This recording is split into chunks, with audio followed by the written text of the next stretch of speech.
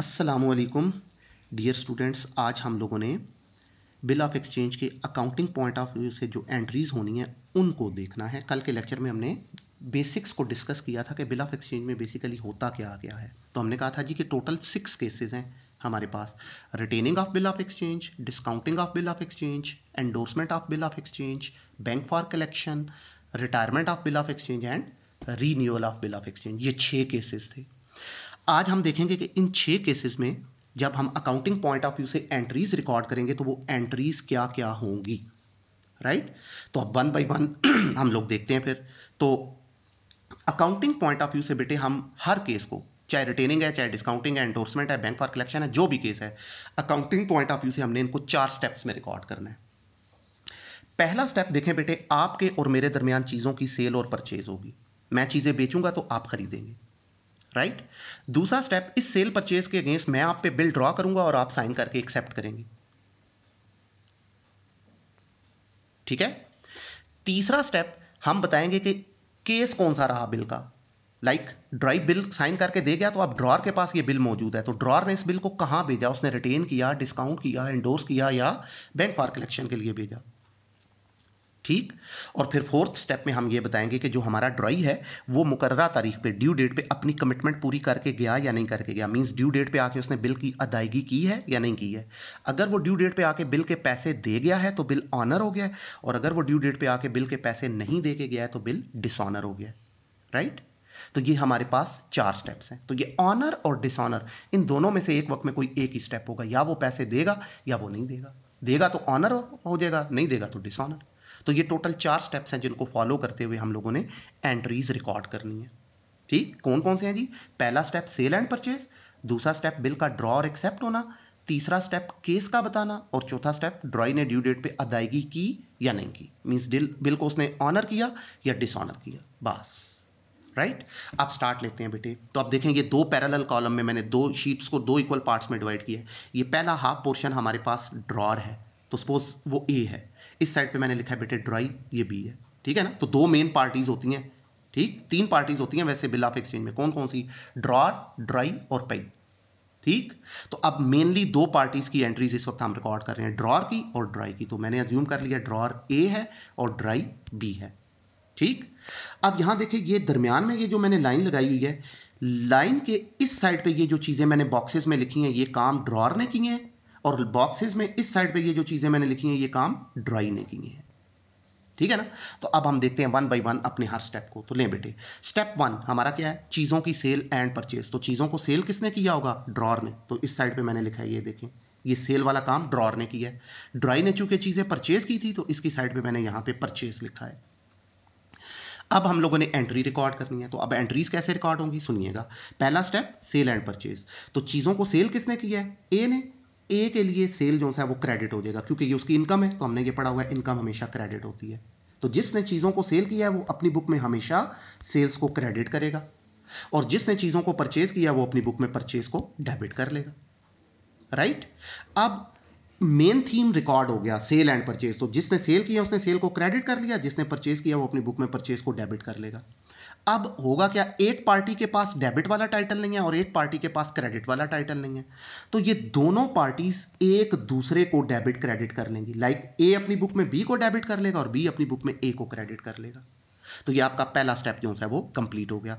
आपके हर क्वेश्चन में पहला स्टेप यही होगा, सेल एंड परचेज। अब सेकंड स्टेप की तरफ चलते हैं। इस सेल परचेज के अगेंस्ट हमने क्या करना है? बिल को ड्रॉ और एक्सेप्ट करना है, ठीक है ना। बिल को ड्रॉ और एक्सेप्ट करना है। तो ड्रॉ कौन करेगा? ड्रॉर। और एक्सेप्ट कौन करेगा? ड्रॉई। तो ड्रॉर के लिए ये वाला जो बिल जब वो ड्रॉ करेगा तो उसने उस बिल के पैसे लेने हैं, इसलिए ड्रॉर के लिए ये बनेगा बिल रिसीवेबल। और ड्राई ने उसी बिल के पैसे अदा करने हैं, इसलिए वो ड्राई के लिए बनेगा बिल पेएबल, ठीक। तो जिसके लिए बिल रिसीवेबल है वो अपनी बुक में बिल रिसीवेबल को डेबिट कर लेगा, क्योंकि पैसे लेने हैं, एसेट है, एसेट डेबिट हो जाता है, राइट। ड्राई के लिए वही बिल जो है बिल पेएबल है, उसकी लाइबिलिटी है, वो अपनी बुक में बिल पेएबल को क्रेडिट कर लेगा। ड्रॉर अपनी बुक में बिल रिसीवेबल को डेबिट करेगा सेकंड स्टेप में हमेशा, और ड्राई बिल पेएबल को हमेशा अपनी बुक में क्रेडिट कर लेगा सेकंड स्टेप में। अब अगेन एक के पास डेबिट नहीं होगा और एक के पास क्रेडिट नहीं होगा, तो ड्रॉर अपनी बुक में बी को क्रेडिट कर लेगा और ड्राई अपनी बुक में ए को डेबिट कर लेगा। मींस ये एक दूसरे को डेबिट क्रेडिट कर लेंगे, ठीक होगी बात। तो ये हमारा सेकंड स्टेप कंप्लीट हो गया। तो बिल का ड्रॉ और एक्सेप्ट होना। तो अब ये सेकंड स्टेप बिल का ड्रॉ और एक्सेप्ट होना, ये भी आपके हर क्वेश्चन में कॉमन स्टेप है। तो ये जो पहले दो स्टेप है ना, सेल एंड परचेज और बिल का ड्रॉ और एक्सेप्ट होना, ये हर केस में कॉमन है, राइट। आपके क्वेश्चन में जो चेंज आएगा वो दूसरे स्टेप से आएगा, तीसरे स्टेप से, सॉरी। तो जो तीसरा स्टेप है, इसमें अब हमने बताना होता है कि बिल के साथ हुआ क्या, केस कौन सा रहा। क्या इस बिल को हमने रिटेन किया, चाहे डिस्काउंट किया, क्या एंडोर्स किया, या बैंक फॉर कलेक्शन के लिए भेजा, क्या किया, ठीक है। चाहे कोई भी केस है। देखें बेटे, आज आपने 1 जनवरी पे बिल साइन किया कि सर आज से ठीक 2 महीने बाद मैं आपको इस बिल के पैसे अदा करूंगा, ठीक है। तो इसका मतलब है अब आपकी अपीयरेंस जो है 1 जनवरी के बाद कब होगी, 4 मार्च ड्यू डेट पे, ठीक है। साइन करने के बाद सेकंड स्टेप में बिल आपने साइन किया है, साइन करने के बाद अब आपने ड्यू डेट पे आना है। इसका मतलब है इसके इन बिटवीन ये बिल कहां गया, आपका इससे कोई ताल्लुक नहीं है। मींस जो ड्राई है ये हमारे तीसरे स्टेप को कभी भी रिकॉर्ड नहीं करता है, उसका इससे कोई लिंक नहीं है, ठीक है ना। वो इसको कभी भी रिकॉर्ड नहीं करेगा। No entry in the books of dry whatsoever the case is, ठीक है। अब इस स्टेप को सिर्फ ड्रॉर ने रिकॉर्ड करना होता है, और वो क्या करेगा, ये जो सेकंड स्टेप में इसने बिल ड्रॉ किया था ना, बिल रिसीवेबल जिसको इसने डेबिट किया था, अब तीसरे स्टेप में अपने इस बिल को ये कहीं ना कहीं पे भेज देगा, ठीक। तो जब इस बिल को ये भेजेगा तो बिल रिसीवेबल इसकी बुक में क्या हो जाएगा, क्रेडिट हो जाएगा। ये बिल रिसीवेबल को क्रेडिट कर देगा। और डेबिट किसे करेगा, जिस चीज का केस होगा। अब लाइक अगर इसने बिल को डिस्काउंट करवाया था तो ये बैंक और डिस्काउंट दो चीजों को डेबिट कर लेगा, bank account debit, discount account debit, ठीक। और अगर इसने बिल को एंडोर्स किया था तो फिर ये डेबिट में सी को रखेगा, क्रेडिट में बिल रिसीवेबल ही रहेगा, डेबिट में सी आ जाएगा, ठीक। अब इसी तरह अगर इसने बिल को बैंक फॉर कलेक्शन के लिए भेज दिया था तो फिर डेबिट में बैंक फॉर कलेक्शन आ जाएगा, क्रेडिट में बिल रिसीवेबल ही रहेगा, ठीक है। कि तीसरे स्टेप में ड्राई ने केस के हवाले से, ड्रॉर ने केस के हवाले से क्या एंट्री पास करनी है, वो हमेशा बिल रिसीवेबल को करेगा क्रेडिट, और डेबिट किसे करेगा, जिस चीज का केस है। अब अगर डिस्काउंटिंग है तो बैंक और डिस्काउंट डेबिट, एंडोर्समेंट है तो डेबिट में सी, और अगर बिल बैंक फॉर कलेक्शन के लिए भेजा था तो डेबिट में बैंक फॉर कलेक्शन, राइट। अब यहां देखें साइड पे मैंने ये क्रॉस लगाया हुआ है। क्रॉस क्या रिप्रेजेंट कर रहा है, रिटेनिंग वाला केस। रिटेनिंग का केस क्या है कि ड्रॉर ड्यू डेट तक बिल को अपने पास रख लेता है, कहीं भेजता ही नहीं है। तो रिटेनिंग में तो चूंकि उसने भेजा ही नहीं है तो इसलिए तीसरे स्टेप को ड्रॉर भी रिकॉर्ड नहीं करेगा। बाकी डिस्काउंटिंग में, एंडोर्समेंट में और बैंक फॉर कलेक्शन में वो बिल को ट्रांसफर करता है कहीं पे, इसलिए एंट्री होती है उसकी बुक में। लेकिन रिटेनिंग में चूंकि बिल उसके पास होता है इसलिए उसको एंट्री करने की जरूरत नहीं होती है। तो ये बेटे हमारा तीसरा स्टेप कंप्लीट हो गया। अब आ जाते हैं हम लोग अपने फोर्थ स्टेप की तरफ, जिसमें हम बताएंगे कि ड्राई ने ड्यू डेट पे बिल के पैसे अदा किए हैं या नहीं किए हैं। अगर उसने ड्यू डेट पे पैसे दे दिए हैं तो बिल ऑनर हो गया, नहीं दिए हैं तो बिल डिसऑनर हो गया है। तो अब ऑनर और डिसऑनर दोनों में से एक वक्त में कोई एक सिचुएशन होगी, ठीक है, राइट। अब हम देख लेते हैं एंट्री होगी क्या। तो पहले आते हैं हम अपनी ड्राई की तरफ, ठीक। अब चाहे ड्यू डेट पे ड्राई बिल के पैसे अदा करे चाहे ना करे, मींस चाहे वो ऑनर करे चाहे वो बिल को डिसऑनर करे, वो हमेशा अपनी बुक में बिल पेएबल को डेबिट करेगा। चाहे ऑनर हो तब भी bill payable debit, bill dishonour हो तब भी बिल पेएबल डेबिट, ठीक है। ऑनर और डिसऑनर दोनों सिचुएशन में डेबिट में क्या आएगा, बिल पेएबल।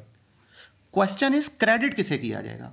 अब अगर ड्राई ने ड्यू डेट पे बिल के पैसे दे दिए हैं, मींस उसको बिल को ऑनर किया उसने, तो क्रेडिट में कैश रखेगा। और अगर उसने बिल को डिसऑनर कर दिया तो क्रेडिट में ड्रॉर ए आ जाएगा। जो मर्जी केस हो, जब भी ड्यू डेट आएगी, ड्राई पैसे दे चाहे ना दे, चाहे ऑनर करे चाहे डिसऑनर करे, डेबिट वो करेगा बिल पेएबल को। क्वेश्चन इज क्रेडिट किसे किया जाए। अगर पैसे दे दिए तो क्रेडिट में कैश, पैसे नहीं दिए तो क्रेडिट में ड्रॉर ए आ जाएगा, राइट। ये तो हो गई ड्राई की बुक्स की एंट्री। अब आते हैं हम अपने ड्रॉर की तरफ, ठीक, कि वो क्या करेगा। ड्रॉर ऑनर की सिचुएशन में देखेगा, अगर ड्यू डेट पे बिल ऑनर हुआ है तो ड्रॉर ये देखेगा कि बिल उसके पास है या नहीं है। अगर ड्यू डेट पे बिल ड्रॉर के अपने पास मौजूद है तो फिर तो वो बिल की अमाउंट को वसूल करके बिल वापस करेगा, ठीक है। इसलिए फिर वो एंट्री करेगा कैश डेबिट और बिल रिसीवेबल क्रेडिट। अब डिस्काउंटिंग, एंडोर्समेंट और बैंक फॉर कलेक्शन में बिल उसके पास नहीं होता है, इसलिए उसको रिकॉर्ड करने की जरूरत नहीं, ठीक है बेटे। इस बात को, ये ड्यू डेट वाली बात को थोड़ा सा ना हम फ्यूचर में जाके थोड़ा सा अमेंड भी करेंगे, ठीक। लेकिन फिल वक्त क्या है, रिटेनिंग की सिचुएशन में चूंकि बिल उसके पास होता है इसलिए वो एंट्री करेगा कैश टू बिल रिसीवेबल, ठीक। और अगर बिल उसके पास नहीं है, डिस्काउंटिंग, एंडोर्समेंट और बैंक फॉर कलेक्शन में बिल उसके पास नहीं होता है, इसलिए फिर वो एंट्री नहीं करेगा, ठीक है, तो इसका मतलब है ऑनर की सिचुएशन में ड्रॉर के पास ऑप्शन होगा, अगर बिल उसके पास है तो एंट्री होगी कैश टू बिल रिसीवेबल, और अगर बिल उसके पास नहीं है तो एंट्री की जरूरत नहीं। ठीक, ये तो हो गया ऑनर। अब आ जाते हैं डिसऑनर। अगर बिल हो जाए तो तब ड्रॉर ने क्या करना है? तो डिसऑनर की सिचुएशन में ड्रॉर हमेशा एंट्री पास करता है, चाहे उसके पास बिल है चाहे नहीं है, और वो क्या करेगा, हमेशा अपनी बुक में ड्राई बी को डेबिट करेगा, और क्रेडिट किसे करेगा? बिल के होल्डर को। ठीक है, डेबिट किसे करेगा? हमेशा ड्राई बी को, और क्रेडिट किसे करेगा? बिल के होल्डर को। ठीक, तो लाइक अब पहला जो केस है वो रिटेनिंग है, तो रिटेनिंग में बिल कहां था? उसके अपने पास था, तो अपनी बुक्स में अपना नाम नहीं आता, इसलिए ये बिल रिसीवेबल को क्रेडिट करेगा। ठीक है, डिस्काउंटिंग में बिल बैंक के पास था, इसलिए क्रेडिट में बैंक आ जाएगा। एंडोर्समेंट में बिल सी को दिया हुआ था, इसलिए क्रेडिट में सी आ जाएगा। बैंक फॉर कलेक्शन में बिल बैंक फॉर कलेक्शन के लिए गया था, इसलिए क्रेडिट में बैंक फॉर कलेक्शन आ जाएगा। ठीक है ना, सही होगी बात। तो ये था बेटे हमारे पास हमारा चौथा स्टेप। तो इसके साथ ही ये हमारे केसेस सारे जो हैं वो हो गए कंप्लीट। राइट, अब बेटे इंशाल्लाह कल के लेक्चर में हम इसके क्वेश्चंस अटेम्प्ट करेंगे। तो जब भी बिल ऑफ एक्सचेंज के क्वेश्चन को अटेम्प्ट करना है, कितने स्टेप बेटे? 4 स्टेप। पहला स्टेप सेल एंड परचेज, दूसरा स्टेप बिल का ड्रॉ और एक्सेप्ट होना, तीसरा स्टेप केस का बताना, और चौथा स्टेप ड्राई ने ड्यू डेट पे बिल के पैसे दिए या नहीं दिए, अगर दे दिए तो ऑनर, नहीं दिए तो डिसऑनर।